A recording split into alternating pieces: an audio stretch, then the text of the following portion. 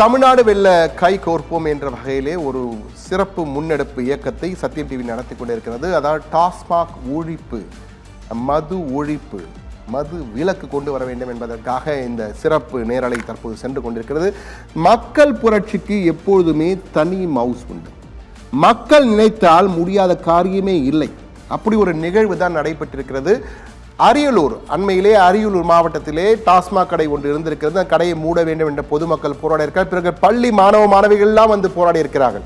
ஆனால் வழக்கம் போல போலீசார் அவர்களை கடையை மூடுவதற்கூடாது, இது அரசாங்க சட்ட ரீதியாக சட்டத்தை மீறி செயல்படுகின்றது, தடியடி நடத்தி மாணவர்களை எல்லாம் அடித்து ஓடவிட்ட கடையெல்லாம் நடந்தது. அதன் பிறகு மக்களுடைய தொடர் போராட்டத்தை கண்டித்து பெண்கள் எல்லாம் களமிறங்கி போராடிய பிறகு அந்த கடை பூட்டு போடப்பட்டது. தாபழூர், அரியலூர் மாவட்டத்தின் தாபழூர் போராட்டத்தின் போது எடுக்கப்பட்ட காட்சியவை. பள்ளி மாணவிகள், குழந்தைகள், பெற்றோர்கள் என அனைவரும் ஒன்று திரண்டு ஒரு கிராமமே திரண்டு வந்து போராடி இருக்கிறது. இதான் பார்த்தோம் இந்த போராட்டத்தின் போது. அவர்கள் போராட்டத்திற்கு செவி சாய்த்து தற்போது அரசாங்க அதிகாரிகள் அந்த கடையை இழுத்து பூட்டி சீல் வைத்து விட்டார்கள், பூட்டி இருக்கிறார்கள். பாருங்கள், தாபழூர் போராட்டத்திற்கு பிறகு காட்சிகள். இதைதான் பார்க்கிறோம். தமிழ்நாடு அரசுக்கு நன்றி தெரிவித்து அந்த போஸ்டர் வைத்திருக்கார். இதைதான் சூப்பர் சிஎமாக விஜய்க்கு நல்ல வாய்ப்பு என்று கூறிக்கொண்டிருக்கிறோம். அதை தான் தற்போது அந்த மக்கள் ஒரு போஸ்டர் மூலமாக ஒரு பதாகையை வைத்திருக்கிறார்கள். அந்த பதாகையிலே நன்றி நன்றி முதலமைச்சர் ஜோசப் விஜய்க்கு நன்றி, நன்றி தமிழக அரசுக்கு நன்றி என தெரிவித்து அந்த போஸ்டரை வைத்திருக்காங்க. அந்த போஸ்டர் இன்னும் சற்று நேரத்தில் பெரிதாக நாம் காண்பிப்போம்.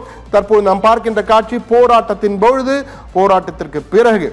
மக்கள் போராட்டத்திற்கு, மக்கள் புரட்சி ஏற்பட்டால் எப்பொழுதுமே விடை உண்டு, தீர்வு உண்டு என்பதை இந்த காட்சிகள் நமக்கு பறைசாற்றி கொண்டிருக்கின்றன.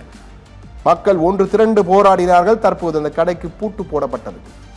இது அரியலூர் மட்டுமல்ல, இது போன்ற நிகழ்வுகள் தற்போது தொடர்கதையாக தமிழகத்தின் அனைத்து பகுதிகளிலும் மாறிக்கொண்டிருக்கிறது. பல இடங்களில் இந்த போராட்டங்கள் வெடித்துக் கொண்டிருக்கின்றன. டாஸ்மாக் கடைகளால் வருங்கால சமுதாயம் சீரழிந்து வருவதாக கூறி கிராம மக்கள் பொங்கி எழுந்து தீவிரமாக போராடினர். அந்த போராட்டத்திற்கு தற்பொழுது அந்த போராட்டத்திற்கு முதலில் பள்ளி மாணவர்களை போலீசார் விரட்டி எடுத்த காட்சியெல்லாம் நடைபெற்றது.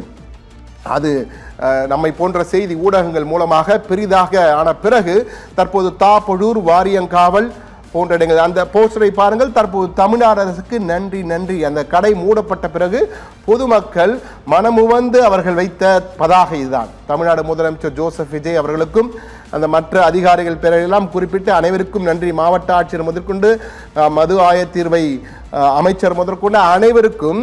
தற்போது பாருங்கள், மதுவிலக்கு மற்றும் ஆயத்தீர்வை அமைச்சர், அந்த துறைக்கு பேரே மதுவிலக்கு மற்றும் ஆயத்தீர்வை துறை.